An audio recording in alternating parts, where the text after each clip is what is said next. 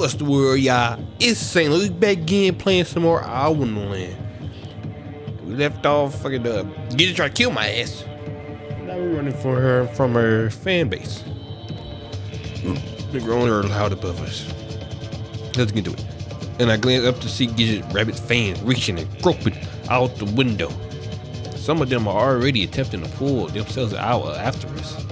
And the situation is not much better on the ground. Let's just fucking run. Stop standing here. What do we do? We run. What do you mean? Are they here? Are they here on the ground as well? But he pushes through it. Eye clearing, looks around. And finally, come on, I have an idea. He takes off. He's booking it. God dang, run fast. I yelp at the sound of a body falling behind us, then quickly follow. I'm not sure where we're going. Oh my god, there's more. They're fast as fuck. We round the corner, designed just backwards to approach another swarm of clawing, reaching hands. Out of the way! We quickly reroute to the opposite road, circling around a set of buildings and just narrowly avoiding a convergence of two more packs. Then straight on, back to the main street, groans, moans, and guttural screeches filling the air around us. Move my mic a little bit. The pier. We headed towards the pier, past the bakery, past the calf. Run! It feel like playing like an RE, Resident Evil. Then one more bend in the water pier, dark now, but lining the white bobbing boats. That blue one. They're already here. They're everywhere now, spilling all out of the alleyways, falling from windows to splat against the crowd. All of them lurching, reaching, bone creaking, eyes oozing. We race to the edge and I see the little blue sloop from earlier, the sail fluttering in the breeze. In now! I don't even stop. I take a flying leap off the side of the pier and land against one of the boat's seats so hard I swear I lose consciousness for half a second. You always losing consciousness, Jesus Christ. Cause I'm right behind me and the boat slouching in the water as he comes tumbling on the board. Hand to my head, I push myself back up, wait until my double vision recedes, and I can actually make out the pier and the body swarming our way. Design the rope. Hand the rope, Design. Hand me the rope. I got it. The knot is tight, and when he can't rest it boost, he sorts to simply yanking it in the jerk tugs that sends shudders through the boat's frame. You're getting closer. I yawned there. Almost to the water now, like a hungry wave spilling over the edge of a bucket. I bring my hands to my hair, clutching at the curls. Then frantically begin searching above anything that might free us from that rope. Wasn't the scissors? Well, she had scissors trying to kill me with it, but I don't know where they are now. With the power of rigging, a flare gun, a couple of spare boards. Finally, underneath the front overhang, I found a small toolbox. In it, got all by there. In it, got on my rigging knife. I snatched it up and then fly over to Design and begin hacking at the rope. The individual fibers snap one by one, agonizingly slowly, but it's working. I raise my hand for an extra punishing swing, only to find it caught midair. I look up to see it's caught midair. Someone grabbed it. I see my wrist ensnared by a set of grizzled gray fingers. Oh my god, they got me! Ah! Come on, help! Jerk back. Help! Help me! Alright! But there's already more of them, and they're crawling forward off the edge of the pier, grouping, clawing like I always say.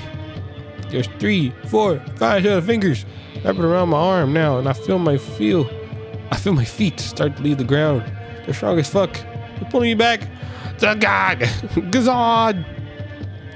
Gazan wraps his arms around my waist, digging the heels into the side of the boat.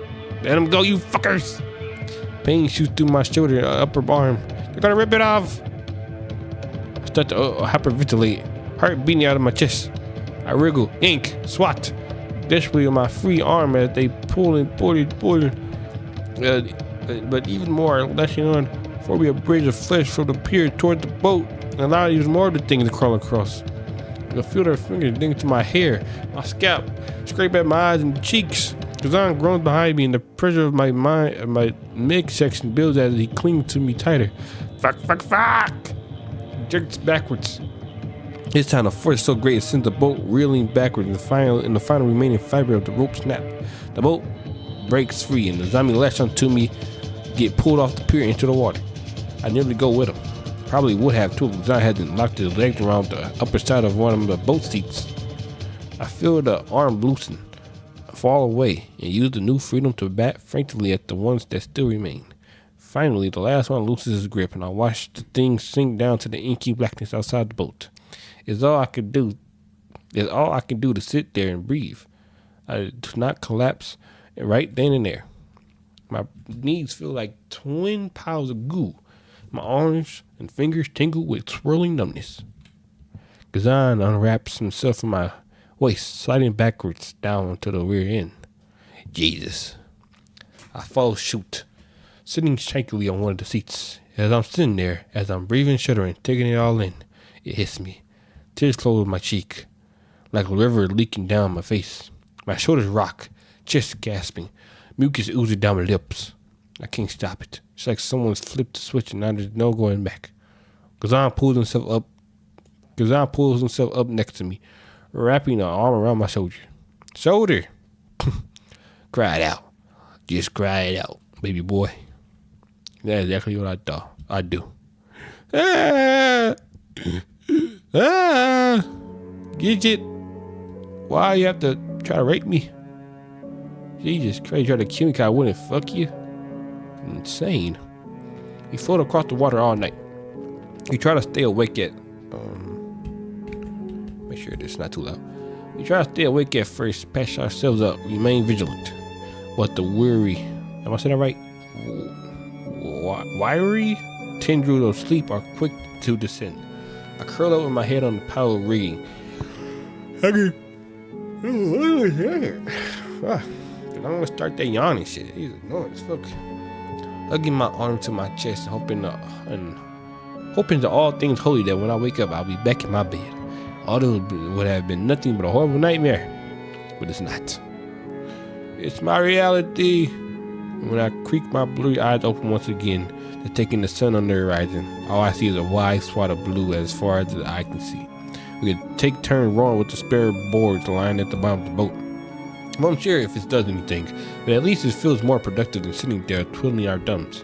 My voice is still hoarse, my throat raw. Gazan tells me my neck looks fine, but his look of concern betrays him. I must look awful, especially with all the scratches I could feel stinging my cheeks and forehead. I can't imagine Gazan feeling any better. I catch him rubbing his shoulder when he doesn't see me looking. We don't speak about what happened. That would make it too real. Instead, we sit mostly in silence, rowing, resting, watching the sun rise overhead, then begins this slow, deep descent back down.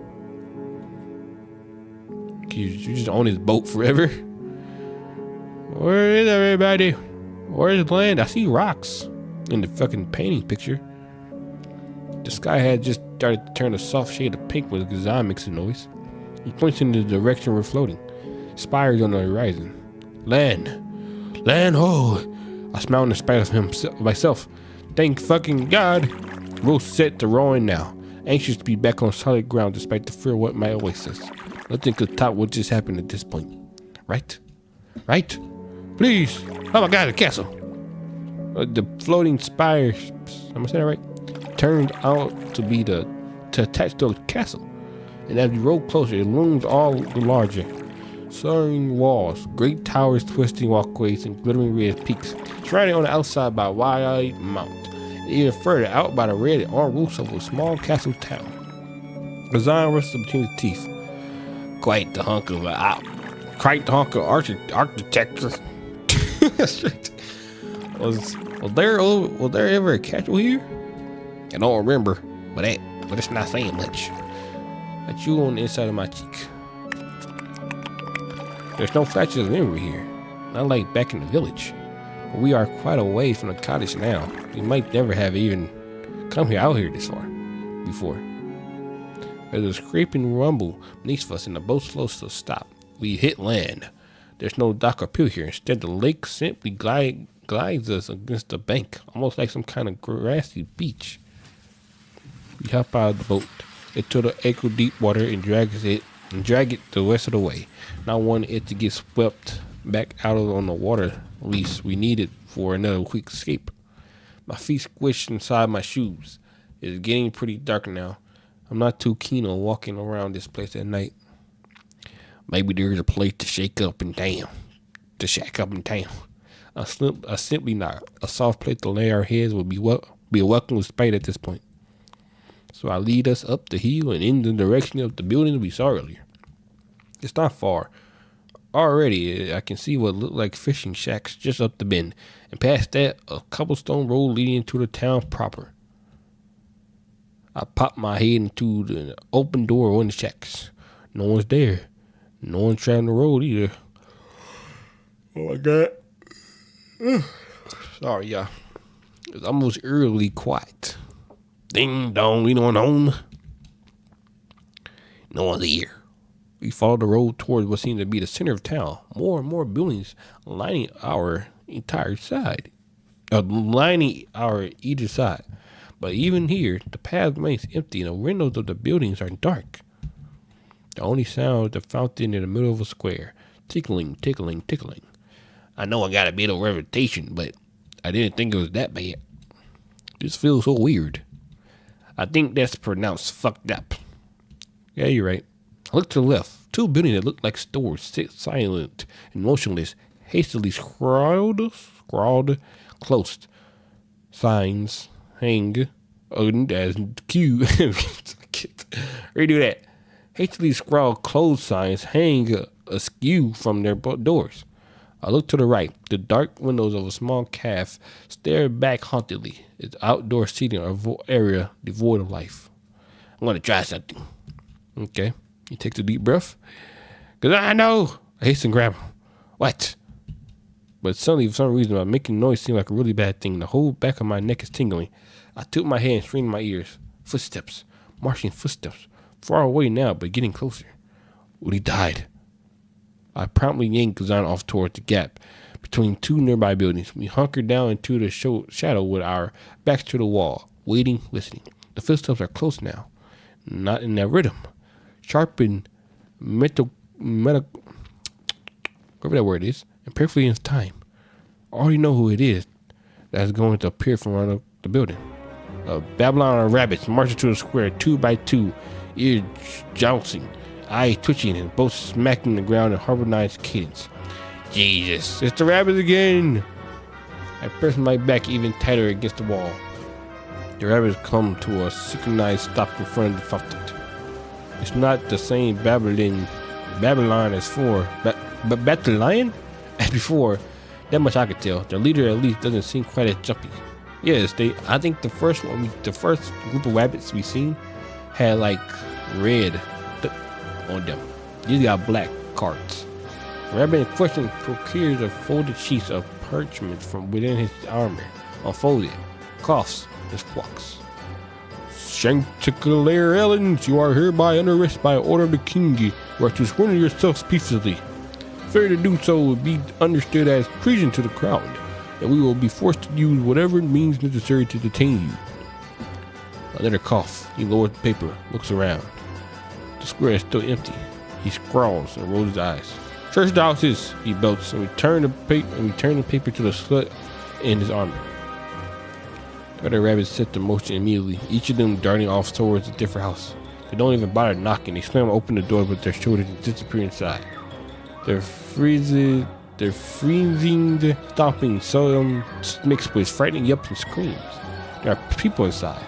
I gulp, twist my eyes shut. That just makes it even more terrifying, so opening them back up. Gauge dripping shakily between each of the open doors. A high-pitched scream bites through the air. Found her, sir. One of the rabbits emerged from the house on the other side of the square. His hand is clenched to the long blonde hair of a woman in the brown dress. He's dragging her out on the sharp yanks that punctuate her screams. That actually works, sentry. The lead rabbit marched over in 2 quick steps. He slides the paper back out, unfolds it, coughs. Sancticulaire Ellens, you are hereby under arrest by order of the king. You are to She screams even louder, on and on and on. Even from as far away as we are, the sound of it jabs my eardrum like a knife. The lead rabbit stops inside. Oh, just take her in. He jabs the thumb into the direction of the capture. The sentry sleuths and drags her kicking, scrumming by across the cobblestone. Doors slam around us as the rest of the sentry abandon their churches and return to formation. They're heading back. I feel like my chest begins to loosen. Over here, sir. It takes me a second to realize the shout is coming from right behind us. I turn just as one of the sentry's butts goes on with the butt of his spear. Holy shit, they found us. The fuck? Goes on, yeps. Ah! Rails into me. We both go spray out in the street. God damn it. Two suspicious individuals hiding over here. Oh! I attempt to push myself up to my knees only for the sentry to boot to come down hard on my back. Ah! Well, what do we have here? The lead rabbit muses. I hear him march towards us, Crip's methodical foot. Up, he gestures. Before I can wonder what he means, the sentry has grabbed both of us by the back of our collars and heaved us from off the ground. Hello. The fabric of my shirt digs to my throat, and my arms are flung up to my either side like a chicken about to take flight. I try to kick, deflect, hardly do. My feet don't even touch the ground. All I can manage to do further is cut off the circulation in my already tender neck as I swing. The lead rabbit grabs me by the chin and reaches my head upwards. His fingers bite into my jaw and cheeks. Interesting. He twists my head to the right and to the left, and lets my head drop as unexpectedly as he grabbed it. He moved to Gazan. Gazan just grins. You want to play rough? All you had to do was ask. I already did have a thing for bondage play. Smack the dog shot him. You shut the fuck up. I ain't gay. Jesus Christ, my fucking thighs are killing me. I feel like a pinching pain in my thighs. What the fuck? But something. Oh, I might get to change. Okay. But something must catch the rabbit's eye because his ears go straight up as a lightning rod. He grabs Gazan again and jerks his head the other way. This one, His Majesty is looking for. For real? The rabbit smiles, laughs, grins, reaching towards his ears. Sir, the sentry holding the sacks. They were the squawk that makes my ears ring. Bring them in, both of them. Okay. The lead rabbit lets Gazan's head fall and claps his hands together. Quickly tickled pink. We will be eating well tonight, gentlemen. They're gonna eat us, sir. The sentry tried to salute. They must realize he can't, as his arms are full of us. It simply straightens them. And shit. Back in formation, everybody. Our sentry follows. But when I'm wondering if we're going to get carried away like this the whole way, the world turns upside down. I'm tossed like a sack of potatoes over the sentry's shoulders. My forehead smacks the backside of his armor with an audible clang. Once my head stops spinning, I glance over to see Gazan draped over the shoulder of another sentry. It's all I can do to throw him a look of helplessness as the marching begins anew beneath us, taking us toward the castle, whoever waits us. Am I talking too fast? I just be like speeding, like, and I be messing up my words and shit. We're in the castle now. My king! The shiny marble floor of the grand hall welcomes me to the castle with a crack to my jaw. I simply lie there for a moment as the tendril of pain shoot up through my shoulder and face, and slowly push myself up on my hands. I swear I can still hear the reverberating slap of my body hitting the floor, echoing off the walls. In front of us is a grand staircase, and when my gaze followed it upwards, I'm met with the highest ceiling I ever seen. Up it goes, decorated with multiple crystalline chandeliers at its peak. Stained glass windows of brilliant I know this word. I don't know the word. Kaleidoscopic designs line the walls from the way back down, followed on the lower levels by dark-colored tapestries at least 3 times my height. My earphones. Hold on. Okay. I suddenly feel very small.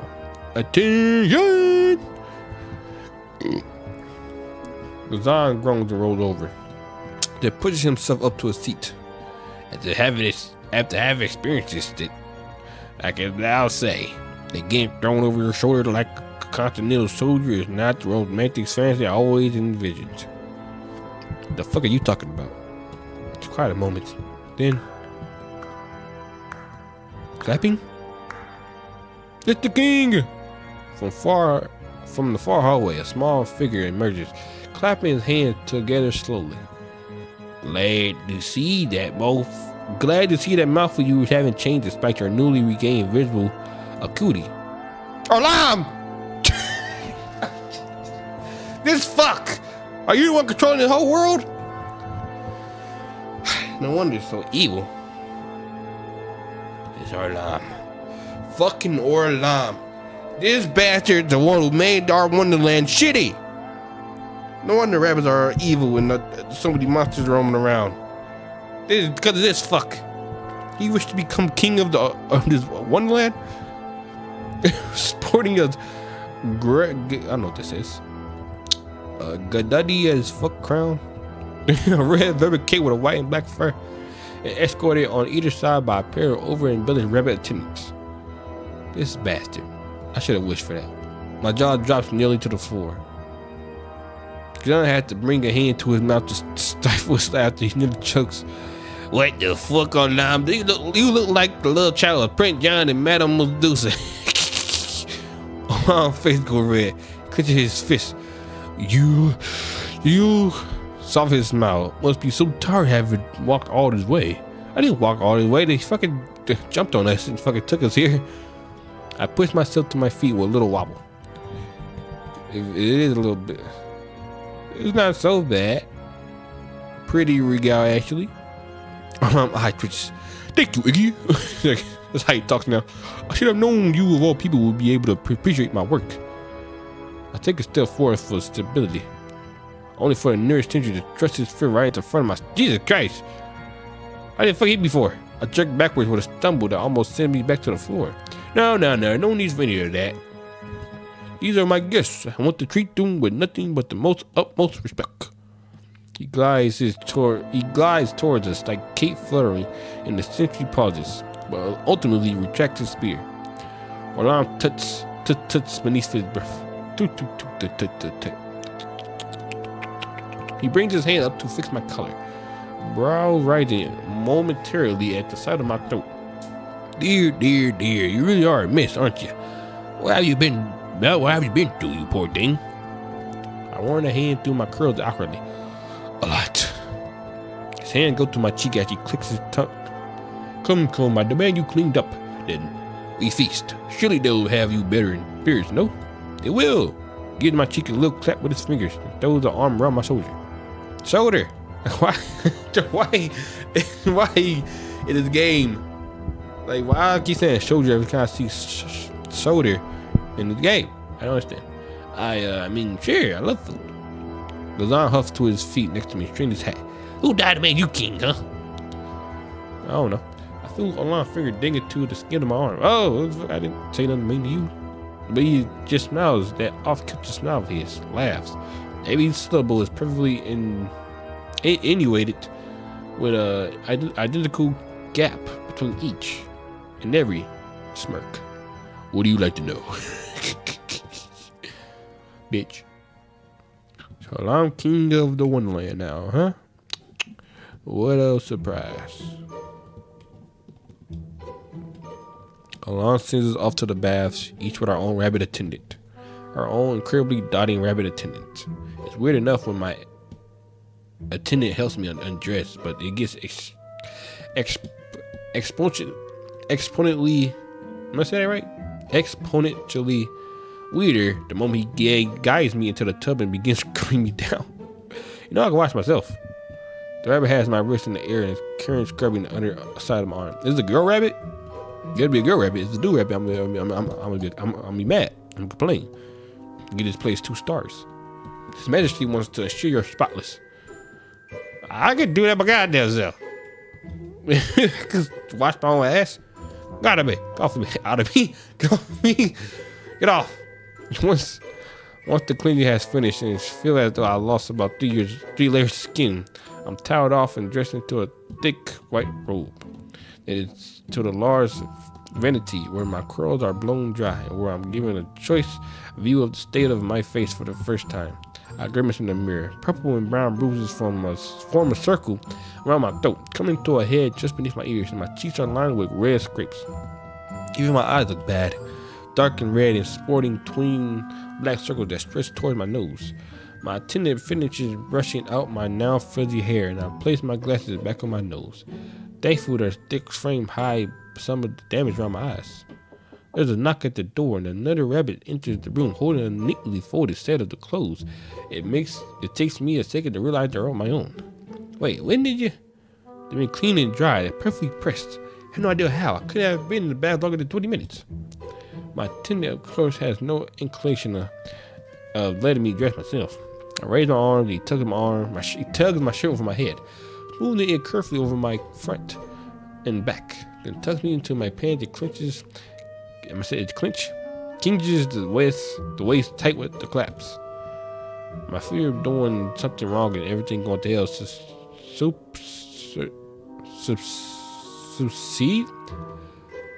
I don't know what this is. My severe discomfort with the whole situation. Once I'm finally finished, my attendant leads me back out into the hall.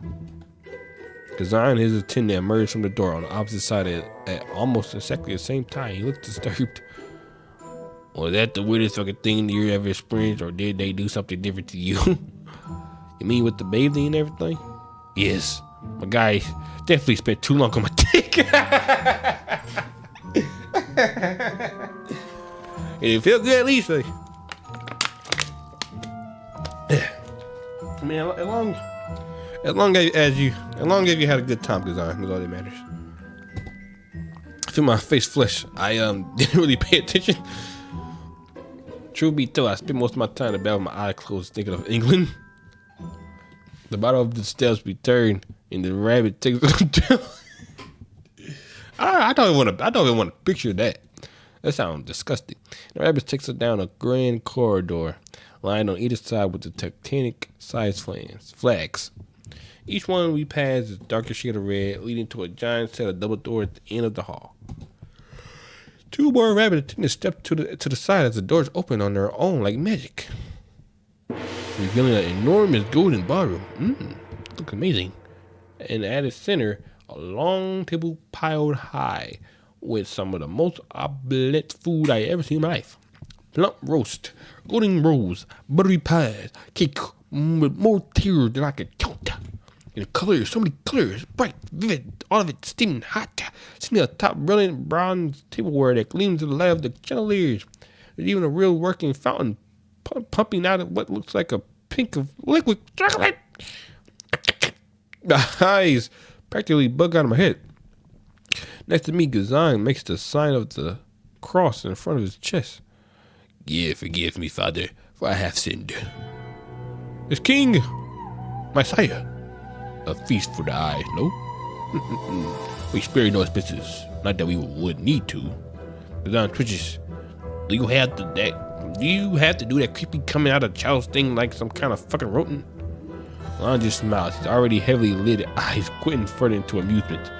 I get to eat like this every night. I'm sure it's quite the treat for you, both of you.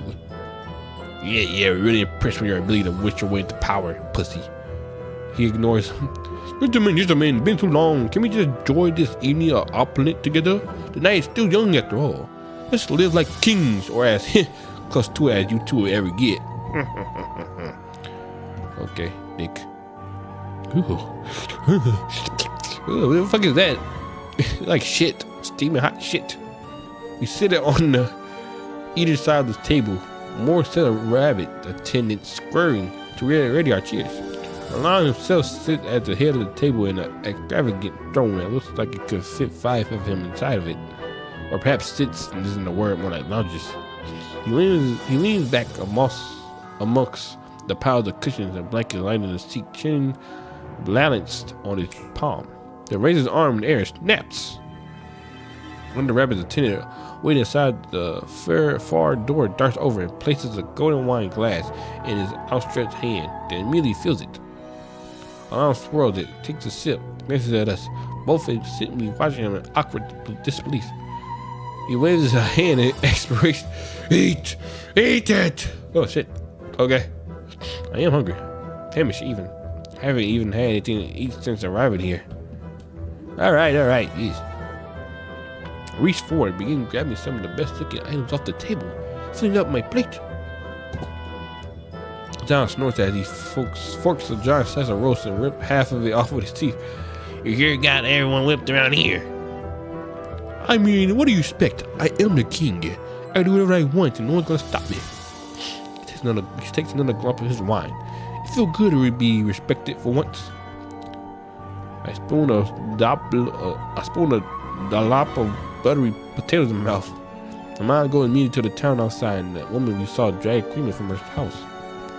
A little iron fitted, isn't it? A shrug. They needed discipline. Should have seen the place when I arrived. Nothing but chaos, anarchy. No one to keep the masses in line. I am making my great progress. Oh, I get it. No one likes you, so you have to force them to like you. Should have expected no less from you, big ol'. Orlam twitches, but otherwise doesn't react. He leans forward with that ever-present smile. Wine, gentlemen? His arm goes up before we have the chance to respond. Yeah. Doesn't mind if I do. I sip slowly at my own, watching down a chunk of what seemed to be bacon-wrapped apparatus. My gaze goes back to Orlam. He watches Kazan, staring at Kazan. What the fuck? Leaning forward, chin in hand, gritting from ear to ear. Got his face. Jesus Christ, let him eat in peace. The eyes follow Kazan every move, from the movement of the wine glass from mouth to table, to the forkful of cottage pie he shoved in his mouth. Something's inside of me, deep down beneath my bowels, sparks and puts in strange discomfort. Yeah, it's weird. You're staring at him. Are you eat something? Jesus Christ. Orlam picks up a fork and uses it to cut off a small piece of a bright red meatloaf. He jabs it onto the thighs and floats it in Kazan's direction. Try some of the meatloaf, Kazan. Kazan wipes the pie corner off his mouth and gobbles up the piece on Orlam's phone without question. Then sets to his bowl, set to his bowl of stew. He slurps up a spoonful and raises a finger, still chewing. None of this negates the fact that I think you're a confining douchebag, you know. Just that I'm really hungry. Oh, I would have it either way. He's definitely gonna feed your ass to rabbits. Kazan, stop eating. He's just fattening you up. He's buttering you up. I'm gonna feed you to this rabbit then. Another lightning like jab in my gut. As hungry as I am myself, I'm having a hard time fighting the constriction twisting my stomach. I don't want to get a room already. You do. Why don't you get a room already? Kazan twitches his lips, pulling back into a grimace. Begins sawing wordlessly at his steak. You don't want. I ain't gonna get mad at me. You don't want to feed him meatloaf from the fork. Your ass gonna bite it. Goofy ass. What I was like, huh? Y'all don't want to fucking eat off each other's plate, freaky ass people. You a freaky ass nigga. Always the kinder, Ari. Get her, I think he said. God, sorry, you're trying to make a conversation.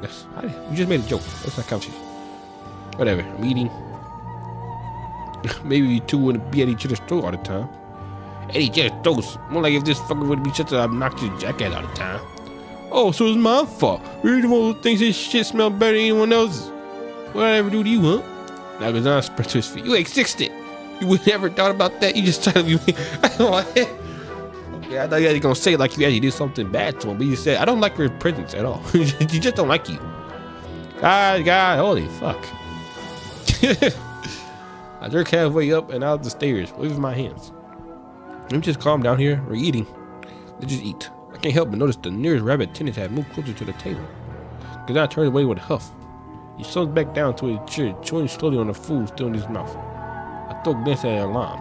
He's just sitting there, jaw clenched, fingers tight around his wine glass. Just a moment, I swear I see water glistening in his eyes. Then his earlier smirk returns. I see him throw a pointed glance at the nearest rabbit attendant. He nods his head and the rabbit moves back towards their previous position near the door. Yes, there's no reason. Wait, okay. Wait, yes, there's no reason. The bigger, Civility is stability. What? I pressed my lip towards I pressed my lip together in discomfort. Now I wish I haven't said anything at all. So, Orlam, what's your plan then? You just gonna stay here? Orlam rested his chin in his hand, almost like, I don't know what the fuck that says. Oh, I don't know. Just playing by ear, I guess. Not like anyone's gonna miss me up there. And there's just, so much good I can do here. Why rush things? Why indeed? But have you looked at all into how the door opened in the first place? You obviously have quite a bit reach down here. You could be looking to what's going on, searching for bugs. Well, I blows a raspberry. Sounds like a lot of work. Okay. Besides, the bugs are down here. She must not want to be found. I certainly haven't seen any traces of her, and neither have any of my men. If I was stood there with you, I'd steer clear too. More wine goes on? Does the chicken have lips? Despite the last response, words do give me pause. A lot of rabbit guards seem to be everywhere. Even if even they ever run into bugs, maybe she really isn't here. That just doesn't make any sense.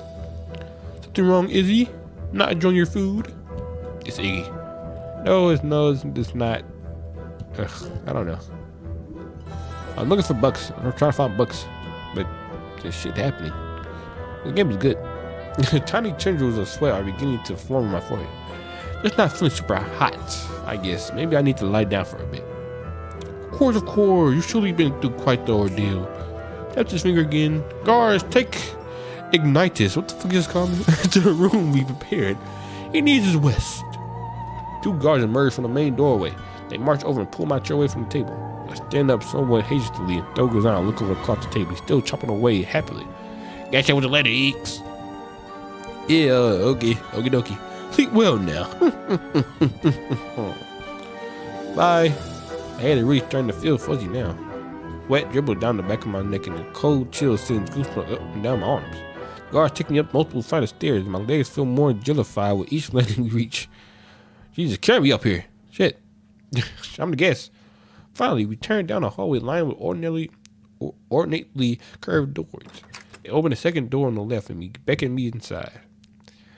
It's delightful dim.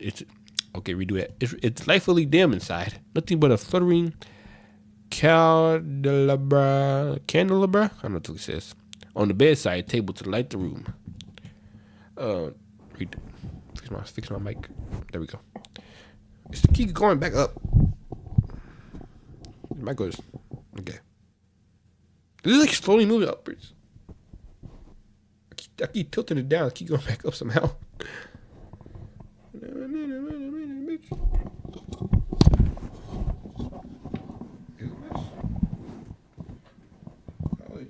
my mic. Okay. All right. Let's do this. It's quiet too. Somehow it's coolest the intense beating starting up in the back of my head. I head straight for the bed. It's enormous, piled high with soft white pillows, and when I shirk off my pants and slip under the sheets, it's so heavily on my skin. Tired. So tired. My eyes close on their own. Hot. Dizzy. Tired. There's a thrum at the base of my skull. I think of Gazan chopping away at the table. Of Orlam, that eerily clopping smile. Had Orlam always been like that? Can't seem to remember. Yes.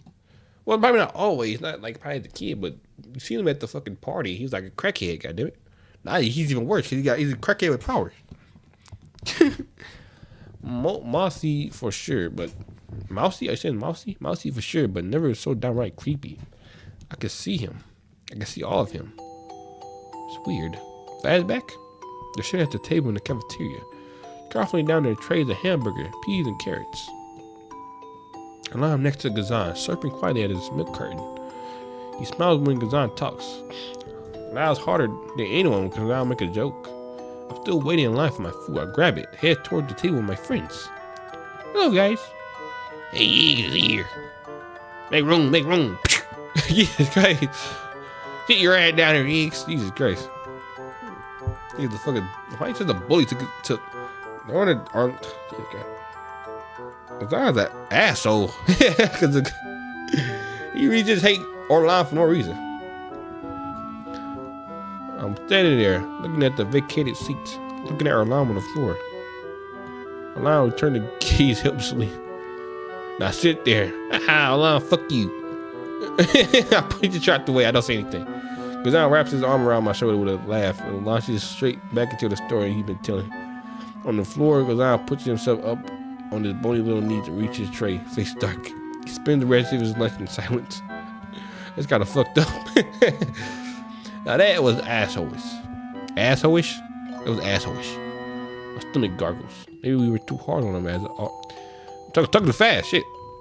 Slow it down. Maybe we. Okay. I say slow it down. Maybe we were too hard on Arnold. Yes. I'm still gonna speak. Oh my god. I'm not even sure why he keeps hanging out with us. To be honest, no other friends, I suppose. None of us had any other friends. We never really liked him. I let out a sigh. My face feels so hot. I hope I haven't come down with something. I wonder for a moment if Gazan is still eating, then drift off into restless sleep. I wake up, you go back down there, and you say you're sorry. God damn it. You're treating Orlam like shit. Oh, this motherfucker again. What do you want, Iggy?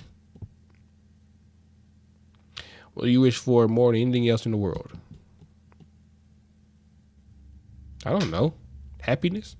That's what I wish for. Pure happiness. I'm not sure what it is that wakes me up. I see you haven't been all that deep, and I can regularly remember tossing and turning a few times, but even then my head remained foggy and my breath slow. Now, however, my mind feels as sharp as a tack, and I can feel my heart beating at a quickening pace against my ribs.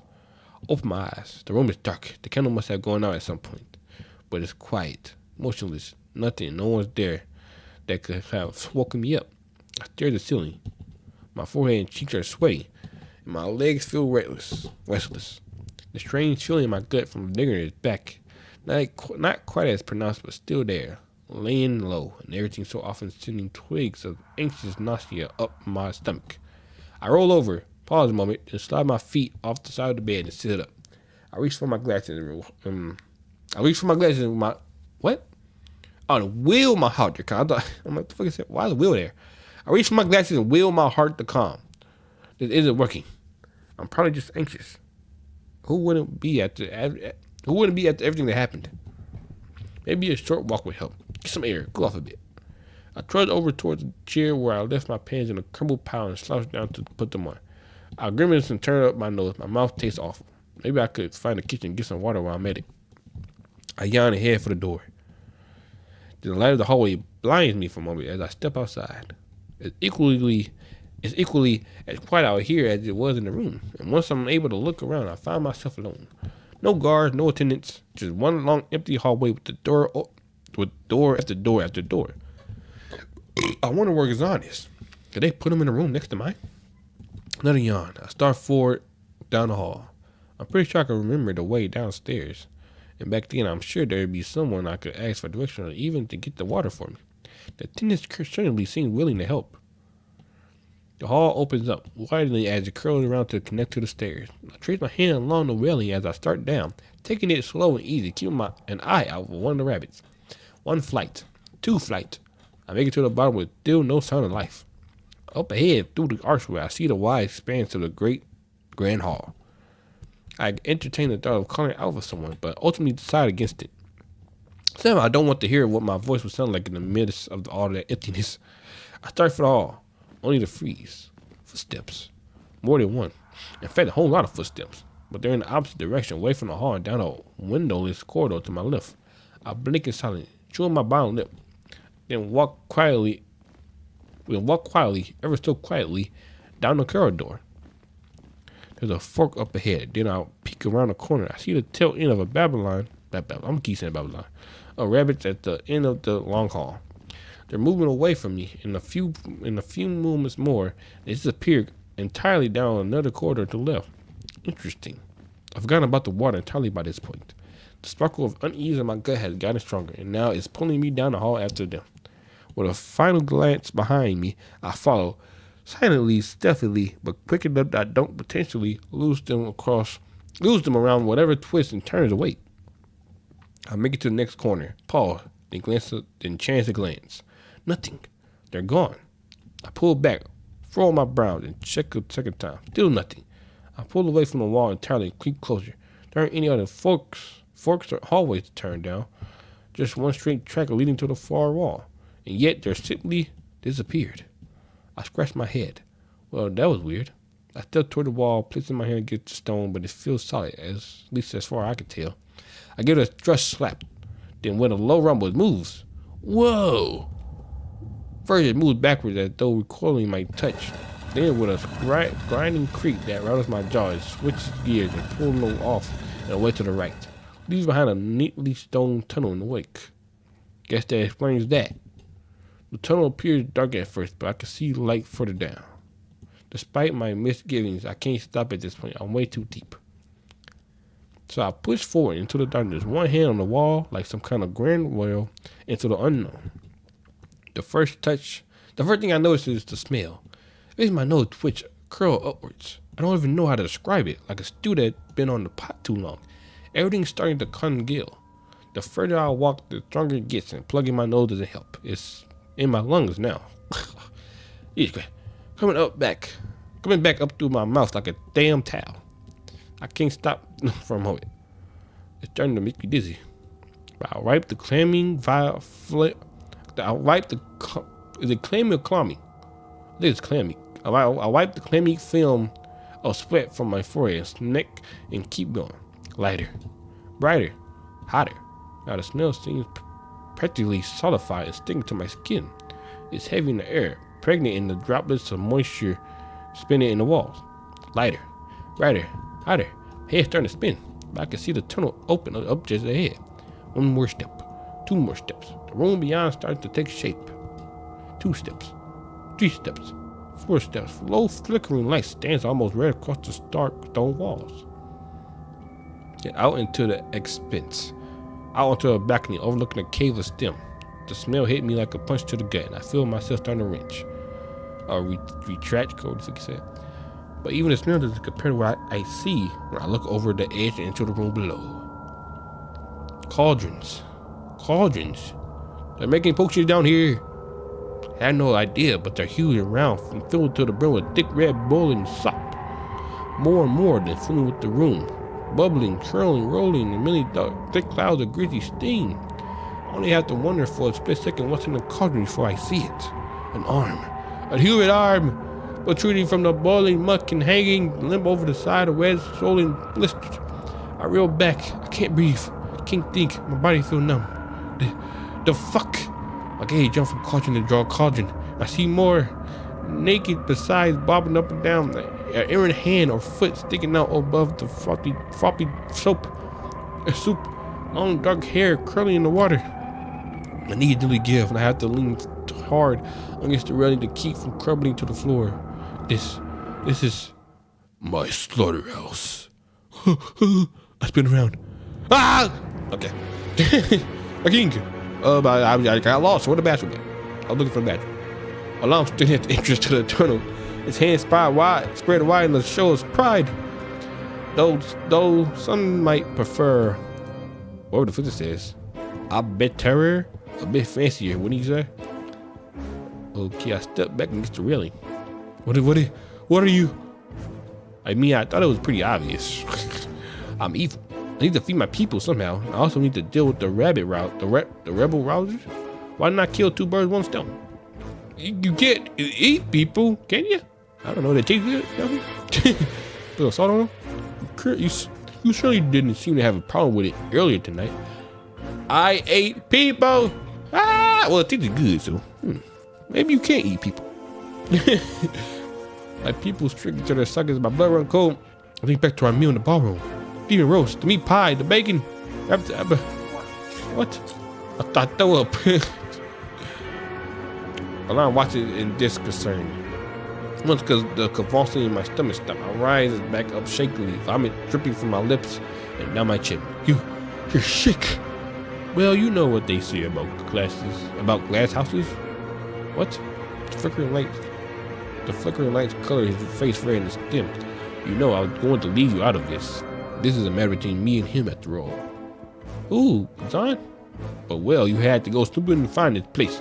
I'm afraid that just won't do. Kings need some of their secrets to stay just that. Secrets. He turned toward me with a playful smile.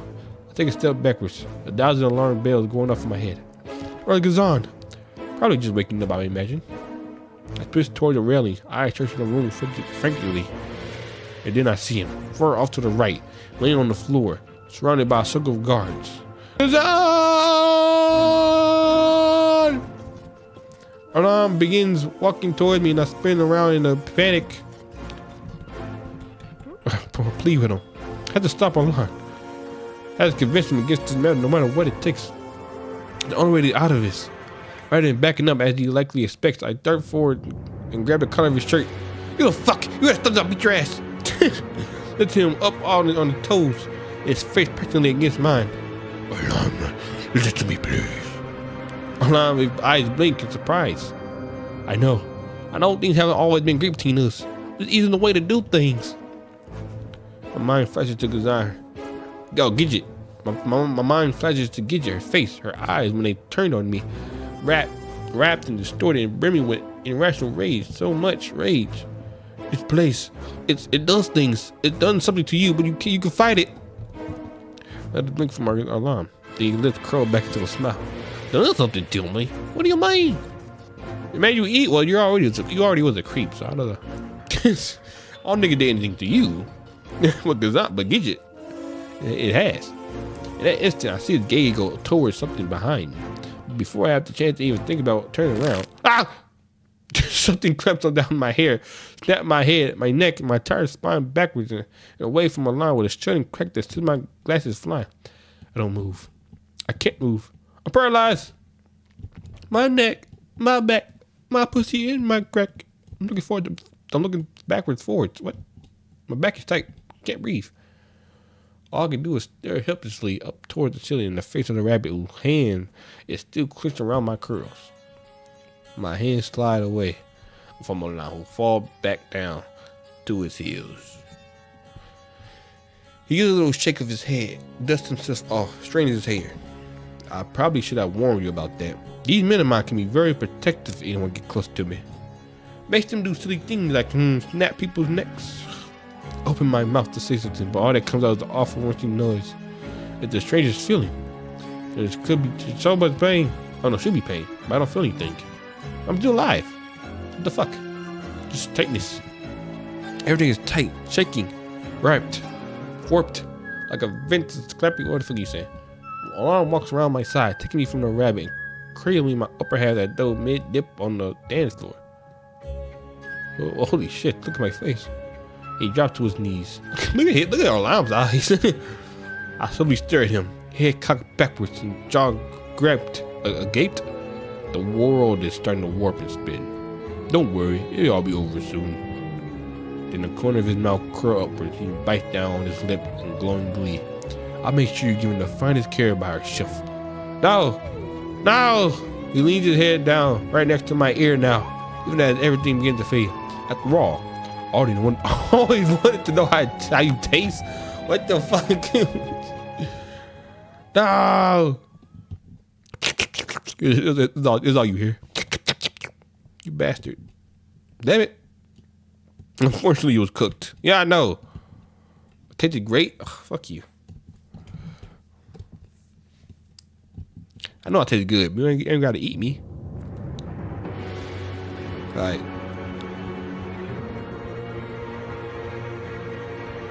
Pick the other option. Run. Try the stairs. Get me the fuck out of there. You get out of the way. Get out of the way. Right now, the stairs leading down to the room seem like the other way to go. I dash towards them. When you see a trio of guards already at the bottom making their way up. What the fuck? I'll fuck you the way. I step backwards slowly. But I'm standing right behind me now. Where you gonna go? You know, it's really a shame because I did always like you, Iggy. You smile. It's too right. Taking up his whole face. In fact, in another life, we might have been good friends. Wonder how things would have turned out there. Oh my god. Another group of rabbits guard moves behind them. I'm trapped on either side. My lips, my jaw, my eyes feel like they're quivering, quaking, fluttering time, my racing heart. But I suppose now we never know. Ow! What? I get fucked up either way.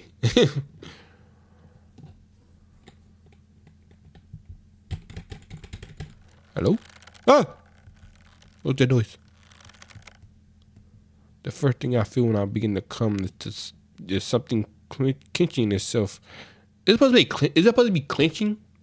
It says they've got the L clenching itself around me tight, followed by the sensation of my legs leaving the ground. I open my eyes to find myself suspended in midair, a rope coil snug around my arm in midsection, holding me aloft like a fish on a hook. I kick out my legs, shake my shoulders, try to swing forward, but it's futile.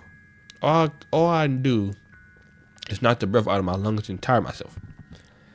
Ah, good, you come too. We didn't want you to miss all the fun. Now to wake up, stupid booty. Orlam, Gazan. What you do to him? Don't get away from him. Rise and shine, you overgrown lush. Gazan coughs and groans. Remind me to thank John for a lovely weekend. Yes, you ate very well, didn't you? Then you had a nice nap like the little piggy you are. Unfortunately, it's time for all the little piggies to go to the market. Gazan looks 10 shades of confused. He blinks, glances down at himself. Well, this is an interesting development. Gazan, I hiss. Gazan. Gazan turns his head towards me almost lazily. Oh, you're new. What are you doing just hanging around? Motherfucker, everybody hanging around. This is a fucking joke. Lets out a pelt of laughter. Gazan, serious? He couldn't be this serious and his life depends on it. Except maybe when he tormented me. He always looked that petty. What? Jesus Christ. You always took that pretty seriously, didn't you? He jabs his finger into the underside of Gazan's chin, cocking his head upwards. Oh, God, is that what this is about, you butthurt? I picked on you when we were kids? You're alive, loser. My face goes pink, red, purple. Picked on? You ruined me. Gazan, what the fuck? Eat your horror. And you never even realized it, did you? Damn, we're whipping out the last names? I'm in big trouble now, huh? Shut up. Did I hurt your little feelings? Help your little butt. Help your eye, that hurt your little butt. No. You need me to powder and pat it and make it all better? Maybe suck your dick. Cause you are crazy. Stop it. If I make you suck my dick for real. I don't know. But Gazan on the road now. Oh, don't tell me. This is all about that time after prom, isn't it? Holy fuck, do you really think that? What? Orlam shrieks. He grabs the spear from one of the guards behind him and rolls it back. I'm going to muzzle that fucking mouth of yours. He swings. Damn. The flat side of the spear clocks Gazan right across the jaw. Blood flies from his mouth as the resounding great crack echoes off the walls. Orlam let the head of the spear drop to the ground. We faced. Shoulders heavy. Gazan quiet for a moment. He looks down, spits out a tooth. Pathetic. Can't even break a guy's jaw properly. You were always pathetic. You're pathetic then, you're pathetic now. You want to know why I picked on you, huh? You want to know why? Because you're a pathetic excuse for a human being. Everybody that hates you, know that? Even your parents hated you. That's why your dad beat on you. That's why your mom killed herself. Because they had a pathetic for a son. Orlam, Jesus Christ. Orlam, I'm sorry for his outburst, okay? I don't know. Jesus Christ. I didn't know because I was just a fucking dick. Orlam wails. He brings his hand to his cheeks, clutching at his face, clawing at his eyes. The wail morphs into a scream, deep and heavy. Heady? What the fuck this says? He reaches for the spear, wheels it back. Then stabs it into Gazan's chin again. Then from opposite direction. Again. Gazan's head winches back and forth with each subsequent crunch. Finally, Orlam crumbles. He lets the spirit fall from his hands, sinks to his knees, his face in his palm. Kazan's face is a wreck. His jaw tilts awkwardly to one side, bloody welts decorate his chin and cheek. Another cough this time. He sends about a pint of blood to the ground, along with a handful of teeth. I feel tears well up into my eyes, blurring my vision. Kazan, what are you doing? Kazan turned to look at me. And goddamn, if that fucker doesn't actually smile. He grinned through the blood clot, leaking out between his missing teeth. Trying to keep him from going after you. My face goes white, lips trembling. And at that moment, Orlam gets to laugh. It starts as a tiny chuckle, barely even noticeable. Then grows into a maniac snicker that rocks his arms and shoulders. High pitched and squeaky, almost like a rabbit chipmunk. I don't have to put up with this. What am I doing? I want to kill you and then I'm going to eat you for tomorrow's breakfast. Jesus Christ, he pushes himself to his... How long have I been going? I'm going for an hour. I should stop this. His eyes... Wait. He pushes himself to his feet with a wobble. Laughing so hard he has tears trickling down his cheeks. His eyes. There's something wrong with his eyes. Dark and sunken. Pupils impossibly small. He brings his hand to his cheeks, unable to contain himself. A twisted grin stretched practically to his ears. Tomorrow me was roasted pig on a spit. He dances over towards an iron crank and with a panic. Oh, Jesus Christ. We do that. He dances over towards the iron crank and with a panic upward twist. I realized that the ropes were hanging on or connected to a system overhead at police. Are you gonna drop into a fucking cauldron? He twists the crank, pulls the set of levers on his handle, and then wrenches it backwards. The Kazan body rises up. Orlam pulls it to the right, clink, clink, clink. And now Kazan moves to the left, coming to a abrupt stop right over the center of one of the boiling cauldrons. Shit, fuck! No, not Kazan. Kazan revealed himself to be an asshole, but Orlam, stop! Orlam, we can talk about this. Come on, please. This little piggy went to the market. He leaps in glee and pulls back hard on the lever. I can feel my heart drop as Kazan goes plummeting into a cauldron. Kazan! There's a sickening splash, water spilling up and over the edge onto the floor below. Orlam wrenches the lever back almost immediately, and Kazan yanked back out. Every inch of the exposed skin had turned pink, and the steam is blowing off his body. Orlam, this little piggy stayed home. No, Kazan!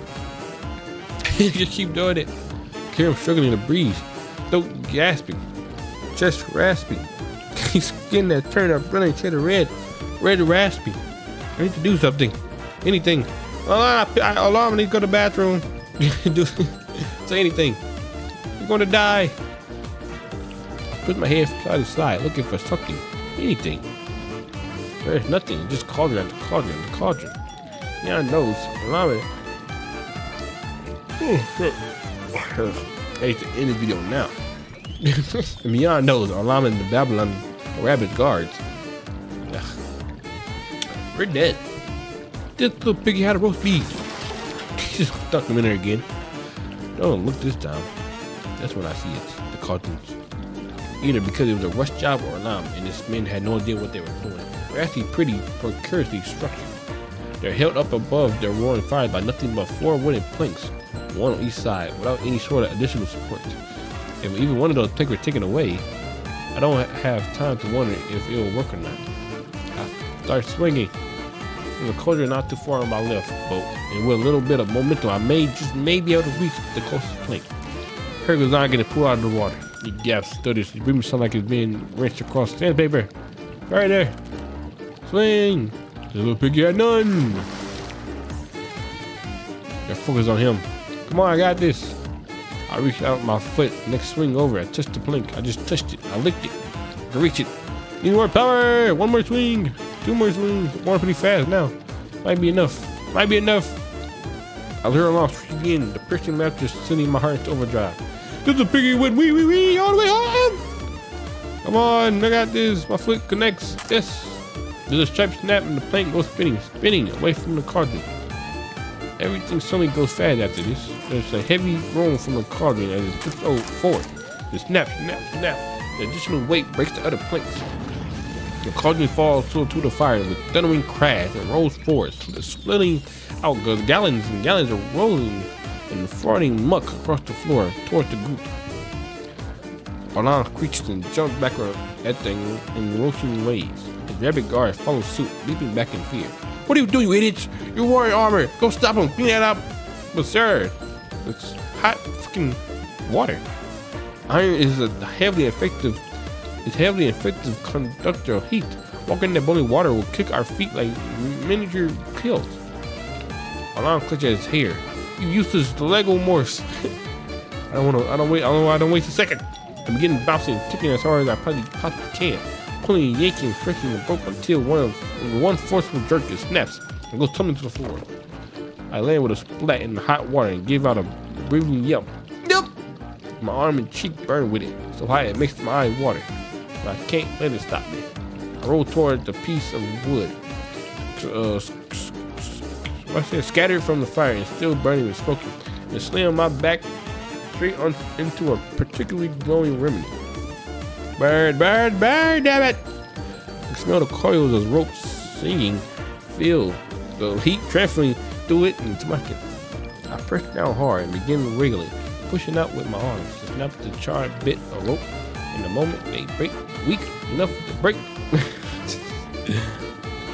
It doesn't take long.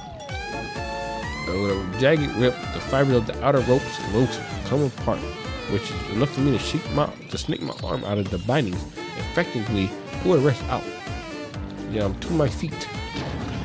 It goes down with a heavy quake. Oh my God, we're gonna die here!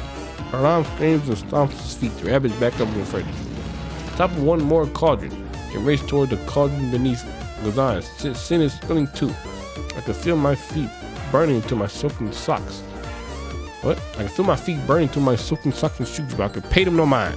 My adrenaline seems to be masking the pain, but at least for the time being. Take advantage of this fact to kick at the remaining fire beneath where Gazan cauldron had sat, scattering the boards and stomping out the flame. Then I reach out and jump and grab Gazan's shoulders. I let my full weight tug down the rope and separate with a snap.